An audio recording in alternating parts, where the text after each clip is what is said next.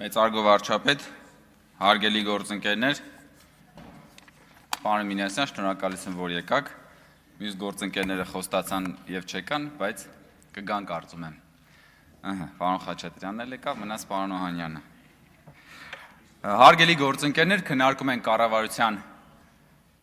ծրագրի կատարման 2025 թվականի կատարման ընթացքի վերաբերյալ զեկույցը և այս քննարկման, ինչպես նաև նախորդող և վստահաբար հաջորդող շաբաթների կամ ամիսների քննարկման քաղաքական կարևորագույն թեմաներից մեկն այն է, երբ որ մենք հայտարարում ենք, որ եթե պատերազմի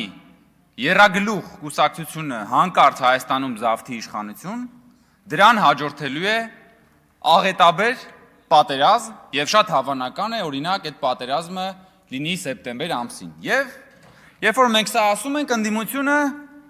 ծառս է ելնում և ասում է, ինչ եք ասում, ոնց թե մենք չենք կարող նման բան անել։ Հիմա ես ցույց տամ, թե դուք ոնց եք դա արդեն մեկ անգամ արել, հարգելի գործընկերներ։ Մեկ անգամ դուք դա արդեն արել եք։ Դրա անոնսը արդեն դուք տվել եք։ 2023 թվականի սեպտեմբերի 9 Ղարաբաղում ընդդիմությունը վերցնում է իշխանությունը։ Սամվել Շահրամանյանին ընտրում են նախագահ։ Դրանից ընդամենը 10 օր անց, սեպտեմբերի 19-ին, սկսում են ռազմական գործողությունները և դրանից ընդամենը 17 օր անց, սեպտեմբերի 26-ին, Սամվել Շահրամանյանը ստորագրում է Ղարաբաղի լուծարման հրամանագիրը։ Ես ուզում եմ հիշեցնել, որ սեպտեմբերի 9-ին, երբ որ Շահրամանյանը ընտրվեց նախագահ այնտեղ, Ռոբերտ Քոչարյանն ու Սերժ Սարգսյանը շնորհավորեցին նրան և հույս հայտնեցին, որ նույնը տեղի կունենա Հայաստանում։ Իսկ այնտեղ ինչ տեղի ունեցավ, հիշեցնում եմ, սեպտեմբերի 9-ին ընտրվեց Շահրամանյանը, սեպտեմբերի 19-ին սկսեցին ռազմական գործողությունները, սեպտեմբերի 26-ին Շահրամանյանը ստորագրեց Ղարաբաղի լուծարման հրամանագիրը։ Այս սրա հույսն էին հայտնում Քոչարյանն ու Սարգսյանը, որ նույնը տեղի կունենար նաև Հայաստանում։ Ու սա ենք մենք հիմա ասում, սրա մասին ենք զգուշացնում, որ եթե հանկարծ պատերազմի եռագլուխ կուսակցությունը Հայաստանում զավթի իշխանությունը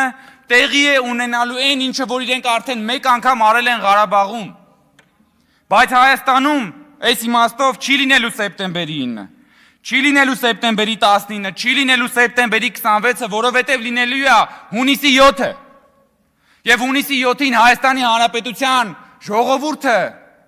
գնալու է ու տերականգնելու խաղաղությանը, տերականգնելու պետությանը։ Եվ հունիսի 7-ին ժողովուրդը իր ընտրությամբ չի թողելու, որ դուք մատաղ անեք այս պետությունը, ոնց որ մատաղ արեցիք սրանից առաջ գիտեք թե ինչ է։ Ու հիմա, որ դուք եկել ասում եք բանը, մարդկային կյանքերից եք խոսում, մարդկանց մասին եք խոսում, պարոն Խաչատրյանը իր ելույթի մեջ մեծ շատ հետաքրքիր, ես չգիտեմ, կամա թե ակամա, բայց իրենց բնազդը էլի բան ցույց տվեց։ Ասում է այդ խախուտ խաղաղությունը բան էս, որ դուք հիմա ունեք, բան։ Ասում է ու դրա հիմնական փաստարկը այն է, որ 2 տարի կրակոցներ չեն եղել։ Պարոն Խաչատրյան, այդ միտքը շարունակություն ունի, եւ այդ շարունակությունն ավելի կարևոր է։ Եվ 2 տարուց ավել մարդ չի զոհվել, որը դուք հնարամտորեն շրջանցում եք։ Դուք շրջանցում եք այն փաստը, որ 2 տարուց ավել սահմանին կրակոցից մարդ չի զոհվել։ Խի եք շրջանցում, որովհետև ձեր համար փրկված կյանքը կորած կյանք է։ Որովհետև ձեր համար փրկված կյանքը կորած կյանք է, որովհետև դուք ուզում եք զոհ լինի։ Որովհետև այդ զոհերը 1000-ով ավելացնեք։ Որովհետև ասեք, վայ տեսակ, այս իշխանությունը տարավ 5000 զոհ տվեց պատերազմում։ Բայց երբ որ մարդ է փրկվում, դուք չեք գալի ասում, գիտեք, 1000-ով չեք ավելացնում փրկվածների կյանքը։ Դուք միայն զոհվածների կյանքն եք պատրաստ ավելացնելու 1000-ով։ Որովհետև դուք մահվան վաճառականներ եք։ Դուք մահվան վաճառականներն եք։ Հայաստանի քաղաքական դաշտում այն բան կա, չէ՞, գերանդիով մահը կա, չէ՞։ Ուրեմն Հայաստանում պտտվում է գերանդիով մահը։ Եվ այդ գերանդիով մահը ուզում է այդ գերանդիով սենց հնձի կտրի Հայաստանի Հանրապետությունը, հնձի կտրի Հայաստանի ինքնիշխանությունը, հնձի կտրի մարդկանց կյանքը։ Ու այդ գերանդիով մահվան վեղարը, որ սենց քաշես, եռագլուխ կուսակցության գլուխները դուրս կգան, Ռոբերտ Քոչարյան, Սամվել Կարապետյան, Գագիկ Ծառուկյան։ Եվ այդ Գերանդիով մահվան կուսակցությունը այսօր եկել խոսում է պետությունից, խոսում է մարդկանց կյանքից, խոսում է առողջապահությունից, խոսում է տարբեր վեհարժեքներից, բարոյական կոդեքսից եք խոսում, պարոն Խաչատրյան։ Բայց ձեր բարոյական կոդեքսն է դա, որ մարդկանց բան եք, այսինքն ձեր գործընկեր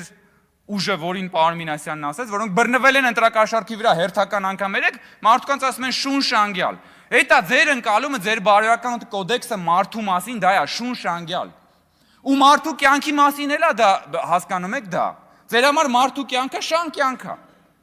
Մարդու կյանքը շան կյանք է։ Ձեր կարծիքով մարդը շամպես չունի ընտրելու իրավունք, որի ձայնը կարելի է այսօր առնել, վաղը ծախել։ Շամպես չունի կյանքի իրավունք ձեր կարծիքով, չնայած շուննել ունի կյանքի իրավունք։ Բայց ձեր ընկալումն եմ ես ասում, հասկանում եք։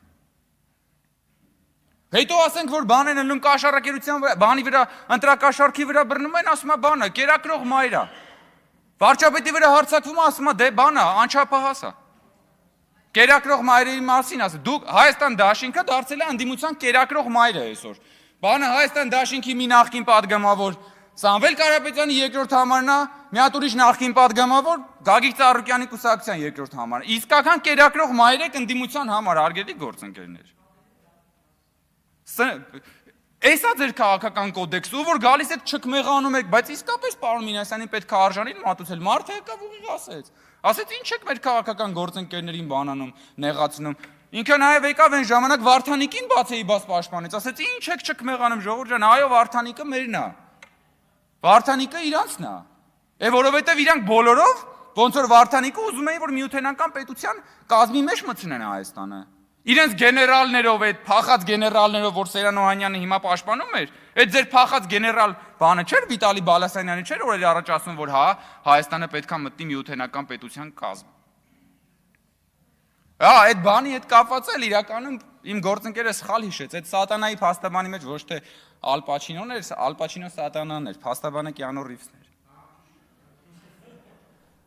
Աստված հերու պահի, Արամ Վարդևանյանն ու Կիանո Ռիվսը։ Արամ Վարդևանյանը ավելի շուտ գիտեք ոնց որ ով լինի։ Այն որ հարսանիքների ժամանակ թամադաներ կան, ովքեր նաև երգում են։ Փողին մուննա, ասենք ինքը թամադա է, մեկ է սկսում է երգել։ Արած մեզ էս թամադան չէր։ Ասում են, հա, բա հիմա էլ երգում է, հա, փողին մուննա, փողը տաս կերգի։ Հիմա մարդը փաստաբան է։ Փաստաբան է ինքը, արդեն երկրորդ քեյսով։ Ինքը գնում է սկզբից որպես փաստաբան, այսինքն թամադա, հետո ասում է փողին մուննա, տեսա կգամ մի հատ քաղաքական գործունեություն էլ կծավալեմ, փողին մուննա։ Էս եք դուք, այդ ձեր ցավը տանեմ։ Բայց գիտեք խնդրումը որն է, որ դուք փողը կարաք դնեք մարդու ջեբը, բայց հավատը չեք կարա դնեք մարդու սրտի մեջ։ Դրա համար դուք անգաղափար, անհավատ։ Մարդիկ եք, ովքեր քաղաքականության մեջ ուղղակի sense խարխափելով այդ մահվան այդ բան գերանդիով ուզում են ուղղակի հնձեն տանեն։ Էս եք դուք։ Ու ամեն պատահած առիթով գալիս ասում են Ադրբեջանի եւ Թուրքիայի պահանջով այս իշխանությունները եւ այլն եւ այլն։ Լավա չեք ասում Ադրբեջանի եւ Թուրքիայի պահանջով Հայաստանի իշխանությունները առողջապահության ապահովագրություն են անում։ Բուժում են բոլորին, որպեսզի առողջ հանձնեն։ Չնայած դա էլ կարակ ասեք, Քրիստինե Վարդանյանն երեք ասում է, բան, ամերիկյան համալսարանը հայտարարեց, որ դասերը կլինի հեռավար Իրանի դեպքերի, դուք եք մեղավոր։ Ես ուղղակի զարմանում եմ, երբ որ Քրիստինե Վարդանյանը մտնում է սենյակ, ողջախոհությունը դուրս է գալիս սենյակից։ Գնում կախվում է ուղղակի, ասենք, հասկանում եք։ Ասում եք մատաղացու գար, պարոն Մինասյան, կարծեմ դուք եք ասում մատաղացու գար։ Դուք եք խոսում դրանից։ Երբ որ 2023 թվականն էր, եթե կարծում եմ ճիշտ եմ հիշում, երբ որ վարչապետն առաջին անգամ այս ամբյոնից խոսեց նշաձողի իջացնելու մասին, դուք կրկին ծառս ելաք։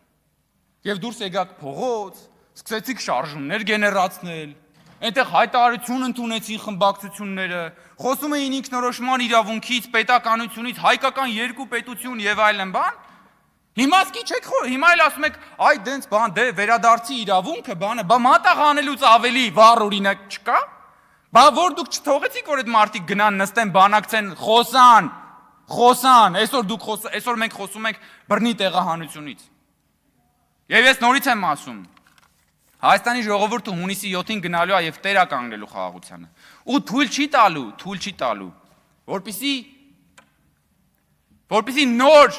Բերլինի կոնգրեսներում ու Սան Ստեֆանոներում դուք գնաք դիվանագիտական մուրացկանի ցուպը ձեռքներիդ, գնաք, խնդրեք, աղերսեք, լացեք, որ մեզ ինչ որ մի հատ թուլափայ տան։ որովհետև մենք ունենք պետություն։